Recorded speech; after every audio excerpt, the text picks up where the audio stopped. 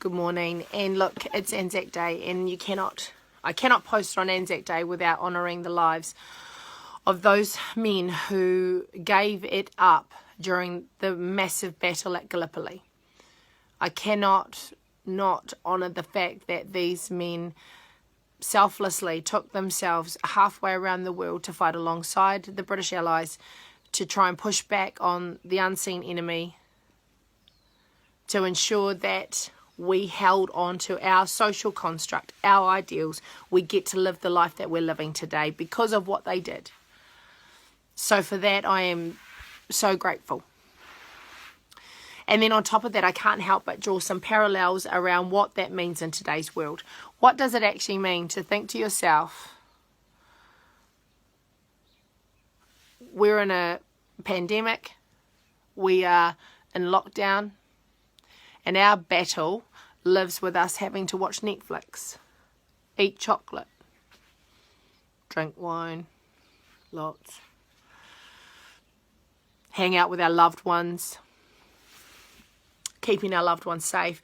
And you know, the funniest thing about all of this is when we remember back to what they would have, or if we think what they would have gone through, the trenches, they were awful.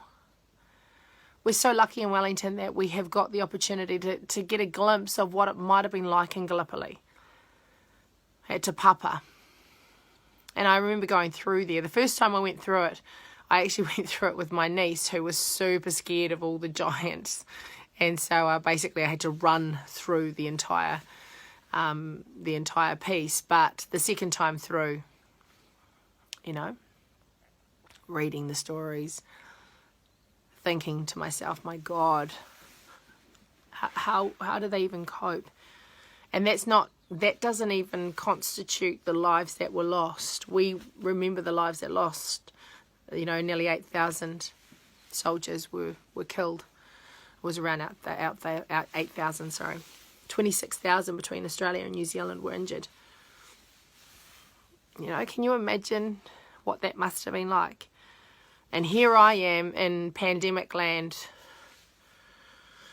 thinking to myself, oh, how am I going to get through today, because my family is getting shitty. Today's going to be an interesting day. We've got a family meeting at 12. Create a supportive, communicative environment. But to be honest with you, I actually go back to the fact of that's the worst thing I have to deal with, then good. I'm bloody grateful. Because for me, Anzac Day is a remembrance of not just the lives that were taken, but the lives that they lived through during that time in that space. The significance of that loss was so huge in World War I, and I don't know we really understand that. Winston Churchill was stood down off the back of Gallipoli. You know? So I guess the thing for me is I sit back, I think about that, and I go, how do I honour those soldiers? What can I do in my today world to honour what they did? I can live the best goddamn life I can live, because that's what they were fighting for. They were fighting for future generations, and we're the future generations that they fought for. Just like we will fight for future generations in our way. By staying home, by staying safe, by ensuring that we're doing the things we need to do to stop this pandemic. That's my key message today, guys. My key message is gratitude. Gratitude and remembrance. Remembrance of the soldiers whose lives were lost and the reason why they fought. Because the reason why they fought is why we are here today. Much love, everybody. Have a wonderful Saturday. See you tomorrow.